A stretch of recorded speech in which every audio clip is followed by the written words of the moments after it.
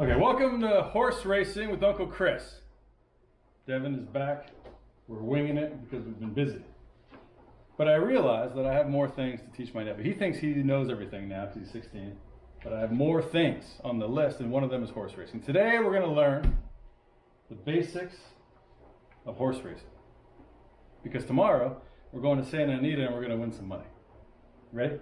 First thing to know about horse racing. It's superior to almost any event you can go to. Big statement. Why? I forgot the entire intro. You want to know the intro? The intro is this. The first thing you need to know about horse racing is you got to decide what your hat situation is going to be. Okay? Because if you don't have a hat, then how are you supposed to have a lucky hat? So here's one option. This is the Kangol, like sort of East Coast jersey, kind of like you might like this version. I don't think I've ever seen someone wear that in New Jersey. No, it's like a little bit like you're wearing a tracksuit, you got a Kangol, no? All right. Or you can go with the classic sunny straw hat option. This is what I wore to the Kentucky Derby. This goes with a lot of things. You can wear this with a suit, you can wear this with a t-shirt, you can wear this if it's hot outside. It's more southern than the It's a Kangol. little southern for me, but you're right. Or if it's not hot outside, you can go with like the cloth fedora look. All hats are welcome at the track. That's the best one. Okay, so we'll keep this one on for this race, for this instructional purposes. Cost. It's completely democratic. How much does it cost to go to a horse track? Nothing. It costs approximately $10.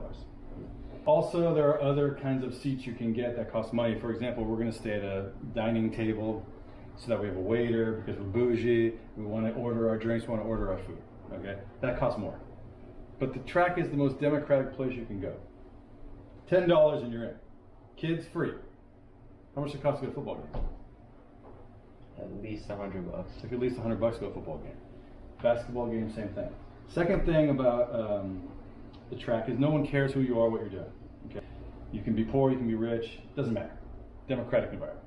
Okay. Second thing, it's much more social. Okay, at a track, you can do whatever you want. You can walk around, get something to eat. You can decide to go to the bar, get a drink. You can decide you want to sit inside. You can decide you want to sit outside. You can walk around and look at the horses.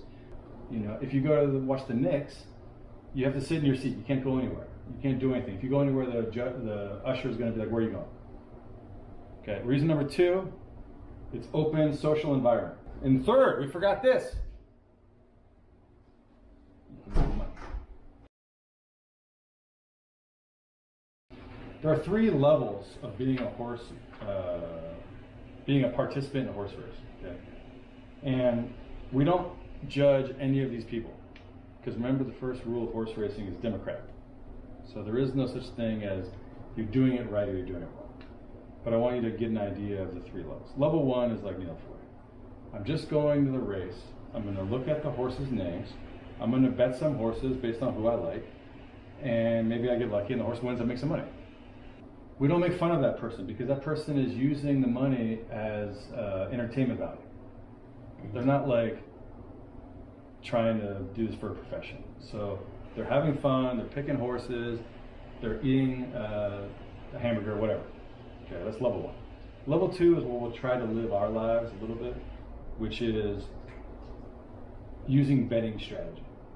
This is where you're going to like the math part of it. There's some betting strategy we can employ even if we don't know anything about horses. And level three is handicapping. Handicapping is I'm going to look at the horses and based on the information that I know from their past performances, I'm going to try to predict who's going to win. It's very difficult. So this is the daily racing form. Why is it difficult? Are there not horses that are just faster? That's right. There are horses.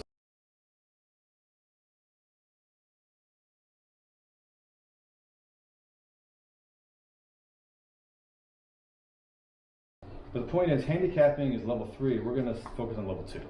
Level two is using betting strategy. So let's talk about betting. Betting is parimutuel, which is a word that's like French. I don't know exactly what it means. But it's different than sports betting in a casino. That's what parimutuel means. It means against other bettors.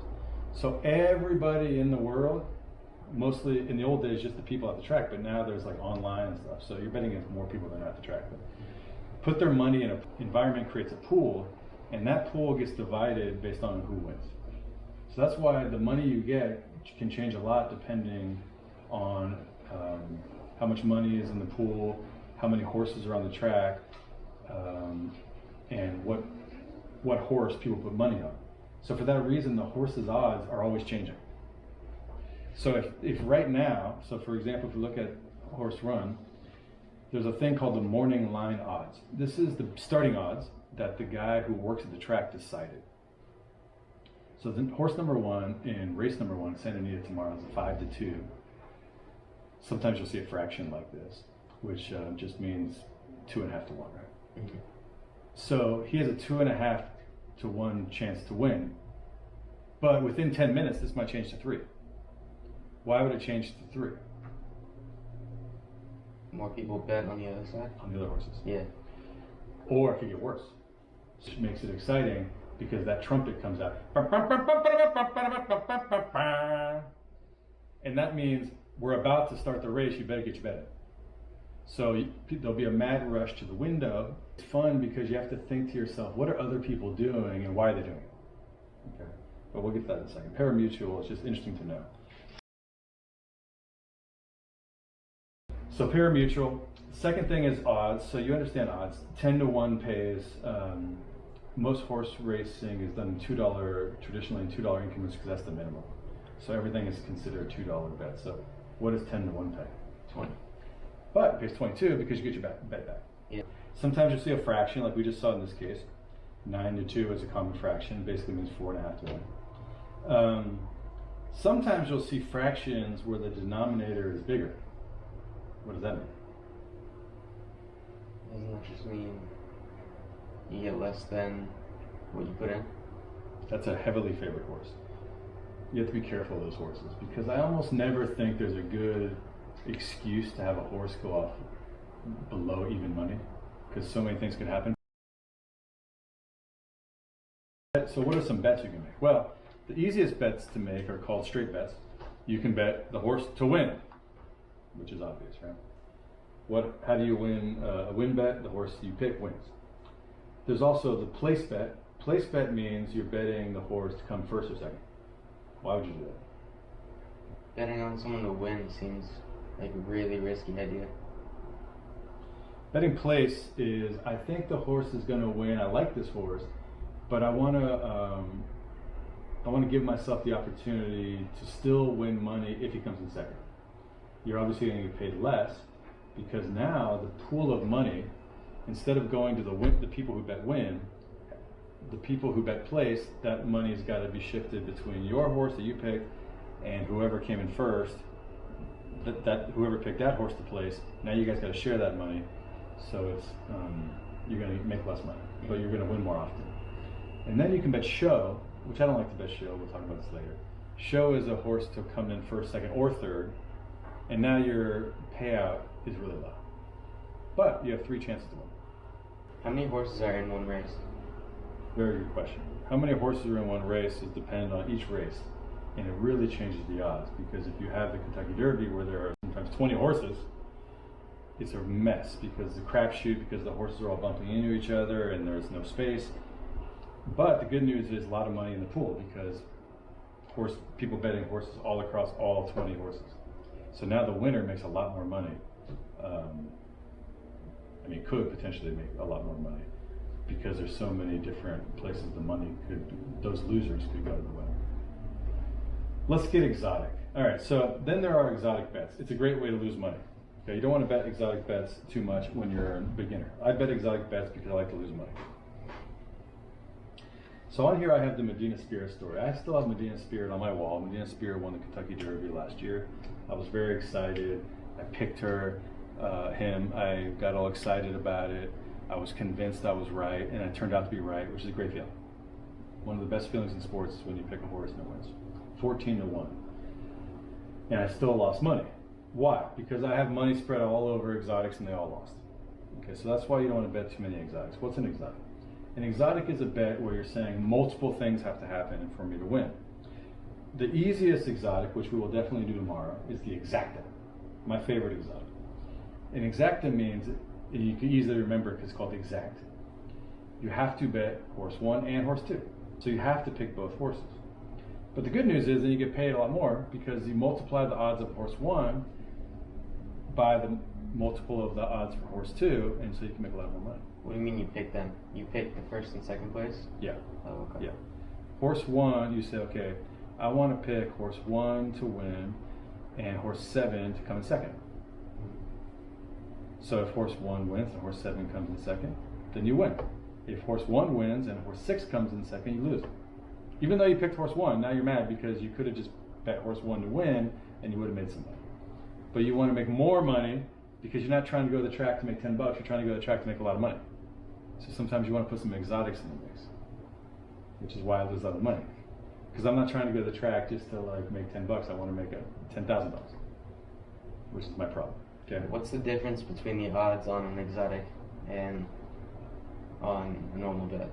The odds for the odds for the horses are the same.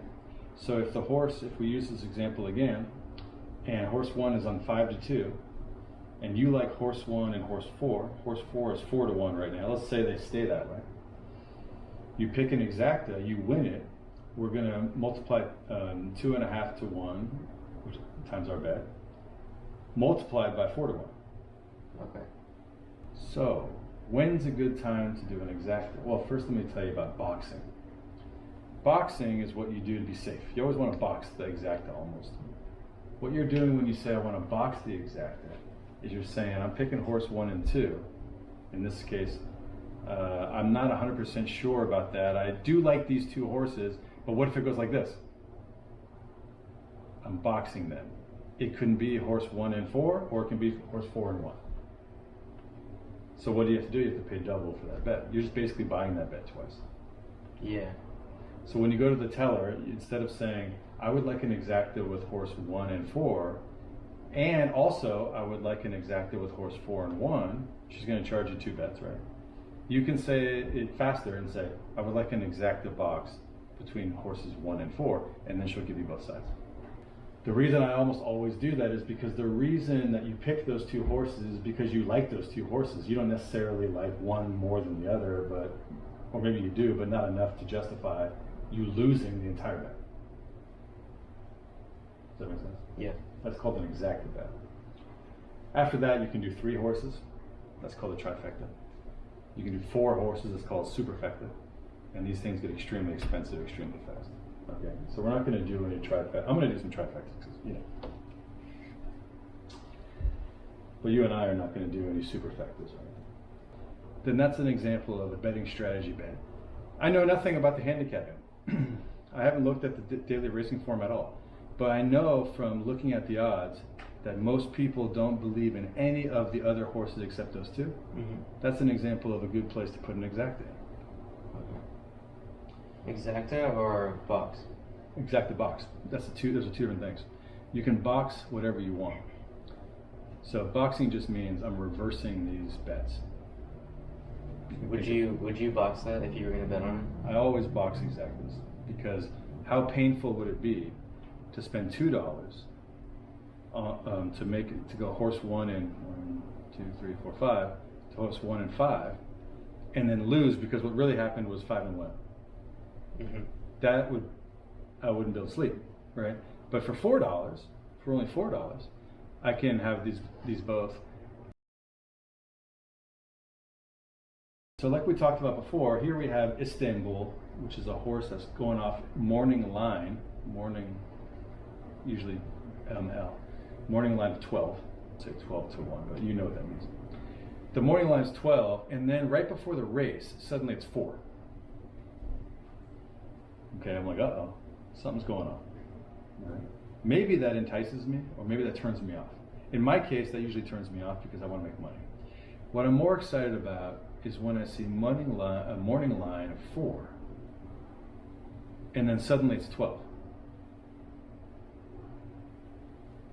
Now, that could mean something bad, right? But that's an example of, I'm like, well, the guy who runs the the betting, I forgot his name, the guy who works at the track, in the morning thought that the horse had a 4-to-1 chance to win, but we're being offered 12-to-1 odds right now. Maybe this is a bargain. Maybe this is a bargain and I should throw some cash at this, because if he was right and this is a pretty fast horse, we're getting a great deal. Yeah. So this is another thing about betting strategy. Has nothing to do with handicapping. We don't know anything about the horse. We didn't even look him up. All we know is something's up. And you can decide based on how you feel if you think this is good news or bad news. What lane do you like? Okay? Because the horses are going to be lined up in post positions, and they're not going to be this way. So this is, each horse got assigned a number. So horse number 2 is not going to be in lane number 2. They're going to do a draw, and they're going to decide where the horse ends up on the track. So that's random? Yeah, I think they do a draw. So what happens is you have a line of horses, kind of like pole position in your situation, but they're all lined up together. Where do you think in, the track goes around, where do you think you'd like to be? The one closest to me. Right, so most people want to be in here, but actually I would argue with you this is a terrible place to be. Okay, so what I want to see is I want to see the horse I like somewhere in the middle. 4, 5, 3, 4, 5, 6, something like that. What I don't want to see is my horse out here, 17, for reasons that because you're running a lot further. Yeah. But I also don't really like my horse here, and here's why. 2 main reasons I don't want my horse here. If this is a speed horse, which you'd have to know by handicapping, which we don't know, a speed horse is a horse that likes to start extremely fast. Not every horse is like that. Some horse likes to chill, and then at the end go, right? If he's that kind of horse, this entire field of horses is going to pin him against the rail, and then he's going to get pushed back. Happens every day. Every day this horse gets pinned, and then he gets pushed back because all the horses will be in a line, as you can predict. Same thing in car racing, right? Yeah. So he'll get pinned, and he's an animal, and because he's an animal, he's going to get irritated because there's going to be dirt in his face. There's going to be horse butt in front of him. He's not going to be happy. So horse 4, 5, somewhere like that, he's usually in a good position, kind of sneaks in right around the ear. This is an oversimplification, but this is a good thing to think about. You obviously don't like this guy out here either. But if he's really fast, which you'd know by handicapping, which we're not doing tomorrow, then if he's really fast, like Medina Spirit was far out, he's a speed horse, he's going to start fast, he'll go straight to the rail before all of them. It's not that big a disadvantage. But it is a big disadvantage if he's not a speed horse. Now, if he's a closer, which we don't know because we're not going to... Wait, I have one more question about horse number 1. What if it was a speed horse and they were on the inside?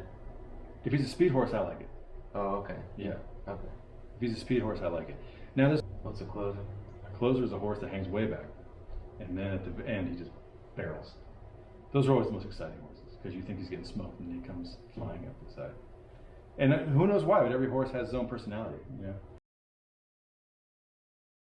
Get used to knowing jockeys. Everyone's like, jockey doesn't mean anything. He's just a little tiny guy who sits on top of the horse. He means a lot because of a reason that no one thinks about. The best jockeys have the opportunity to run on any horse they want because everyone wants that guy, right? So if the jockey picked that horse, it's maybe because he knows something. Maybe because he knows, oh, I tried him out last week and he's running fast these days. Famous trainers, also you'll start to notice. So let's see if we have any Baffert horses on here. Bob Baffert's the most famous horse trainer, and I can't read this. So does he just pick the horses he thinks are going to be fast too? So if you're a guy who wants someone to train his horse, you're going to go to Bob, right? And Bob's going to turn you down if he doesn't think your horse is good. Yeah. Okay, so here's Santa Anita, race 2. Baffert's got horse 1 in this race. The problem with this tactic is everybody does this. And remember, this is parimutuel racing, parimutuel betting. He doesn't have that many horses, actually. It's surprising. It's because he's in trouble right now, probably. He got busted because they said he gave Medina Spirit some performance-enhancing drugs, which I don't think he did. He was the trainer for the horse? Yeah. Anyway, so you gotta be careful with that tactic, because what happens then is everybody's putting too much money on that horse, changing that horse's odds, and now a horse that, like, let's say if we were aliens and we knew exactly that horse had a 4-in-1 chance of winning, now he's been bet down to the point where he's 2-to-1, and you're getting a bad price. So we want good prices. We don't want bad prices. How accurate are the initial odds? Or is there no way to tell? It's hard to know, but I think if we were that guy and we were betting every day over the course of the long run, he outperformed a normal bettor probably. Make a bet. There's 2 ways to make a bet. I'm going to do it on my phone because I'm lazy. I just like to sit in my chair and like make a bet. But the fun part about horse racing is to go to the window. So you go to the window and you do it like this. You tell the track first. Okay. Now, if you're in Vegas or you're at an OTB, you have to say the track because they don't know what track you're talking about. But if we're at Santa Anita, you don't have to say the track. The next thing you say is the race. So you say, in race 2, because you can go up there and it's race 2 now. You can go up there and bet race 6 if you want to. So you got to be careful. Some people don't do that either because it's assumed. Like he'll say, race 2, right? And you'll say, oh yeah, I'm sorry, race 2, yeah. But it's good just to tell them right away. Race 2. Then you say the money. Just always I make a mistake on this because I always want to say the bet first. I want to make a win bet for $20. No, you got to say the opposite way. You say race 2, $20, win, or sell. Okay, so do one for me. Race 4, $6. Exacta box 1-7. Yes! That's exactly right. Okay. That seems like the best kind of bet. That's box the bet. one? Yeah, I always do. Seems like the. But you're gonna lose sometimes, and then you're gonna say like, "Well, I lost. Maybe I should have bet a win bet." You know. I don't know what the odds are, but. The odds are whatever horse 1 and horse 2 are multiplied together. Oh yeah, I forgot. I already asked you. Right. Because remember, they always change. It's not like they just give you a price. So let's address the sad parts, so the internet doesn't get mad at me. Okay. There are people with gambling problems in the world, Devin. You know this, right? Okay. Why? I'm not an expert on gambling problems, but let me give you my take. My take is people who are addicted to gambling are different than people who are addicted to drugs because they're not ingesting anything. So what are they addicted to then? They're addicted to their own body's production of dopamine. That's what they're addicted to. And so you can't get too high and you can't get too low, and you can't have a fight or flight response on horse betting. You just come with a certain amount of money, $100, in your case, $25 maybe. And if you lose it, it's like you bought some sandwiches. If you won, then cool, now you have some free sandwich money. Mm-hmm. You don't get too high, you don't get too low. You don't bet the farm, you don't bet the rent, okay? You just bet whatever you have with you at the time. Gambling addicts are actually addicted to losing, which is a very counterintuitive thing, because the losing is so painful that it produces all of this dopamine, which is another way that they get addicted. Because they're putting too much on the line. They're putting their house on the line, they're putting their marriage on the line, putting their job on the line. This is why they get addicted. Okay? Don't get involved in anything except minor things. You know, in your case, you're gonna bet $25 over the course of 10 races. You know what I mean? It's so much less of a dangerous hobby than like slots. Slots, you're like ding ding ding ding ding ding ding ding ding ding ding ding. This is, there's a race, and then you wait 30 minutes. And there's another race. And then you go to the bathroom. Then there's a race, and then you eat a sandwich. You know, it's all like low speed. Yeah. So you can't lose a lot of money. You can be an idiot and say, I want to bet $1,000 on horse 2. They'll take your money. But if you just bet a little bit each race, I have a hard time believing you have a gambling problem. Okay. Horse racing ethics.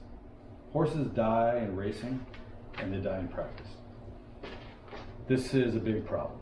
A lot of horses died in the last few years, and nobody knows why. It's a long story. I don't want to get into it. The problem with banning horse racing is that thoroughbred horses need to run. This is my opinion. Okay, this is not an opinion you're going to assign to Devin Zachary or anybody else. Okay, this is my opinion. thoroughbred races need to run in practice. So if you don't bet on them to run in the race, they're still going to have to run in practice, and they're still going to have injuries and danger in practice. So it's kind of weird because what you're actually advocating for, when people want to ban horse racing, I think what they're actually advocating is the existence of thoroughbred horses at all. Which is kind of weird because it's like saying, well, I don't want you to breed any horses. Like, I would never go with a guy to the dog races because I don't think that's what a dog's supposed to be doing. A dog's supposed to be hanging out with you. A dog's supposed to be being your best friend. A dog's not supposed to be running for your money, right? But the thing that's weird about horses is they are supposed to be running. At least that's my understanding. And the reason that they're so fragile is that they're thousands of pounds running super fast on ankles like this big. So it's very easy to injure a horse. Well, I just think there's something's going wrong. I have to admit something's going wrong. Because in Europe, they have like 1/10 of the deaths we have. So we're trying to figure out what's wrong. And so you have to demand accountability. Like, as a horse fan, you've got to demand it. You got to tell people, like, what's your deal, man? Like, I know that you and I don't have the power to do that, but as a horse racing community, we have to like demand better standards somehow. I don't know. So it's one of those things you got to think about. Mm-hmm. Tomorrow we'll take some clips of us winning money at Santa Anita, and hopefully you all learned something today. Lots of questions. Thanks, people. Horse racing. Let's do it.